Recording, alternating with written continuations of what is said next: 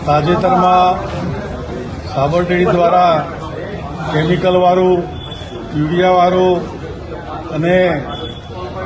ભૂંડની ચરબીવાળું દૂધ મિલાવી અને સ્વાસ્થ્ય હાથે ચેડા કરવામાં ભૂમાફિયાઓ, સફેદ કપડાવાળા ભૂમાફિયાઓ બેફામ બનેલ છે. એની અમે કાયદેસરની કાર્યવાહી કરવા માટે કલેક્ટરશ્રીને અમે આવેદનપત્ર આજરોજ આપેલ છે અને જણાવેલ છે કે સરકારશ્રીએ પણ પરિપત્ર બહાર પાડ્યું છે 2024માં કે ભાઈ જરૂરિયાત હોય તો રાજ્યમાં અથવા તો રાજ્ય બહાર અમૂલ પેટર્ન મુજબ જ વ્યવસાય કરો અને જરૂરિયાત હોય તો કરો અને જરૂરિયાત ના હોય તો આવા સેન્ટરો તાત્કાલિક બંધ કરવા અને અનરજિસ્ટર્ડ દૂધ એકત્રિત કરવામાં આવશે એ તાત્કાલિક બંધ કરવું અને લોકોના સ્વાસ્થ્ય સાથે ચેડા કરવામાં આ સફેદ કપડાવાળા ભૂમાફિયાઓ જેમ કહીએ એમ દૂધ માફિયાઓ જે છે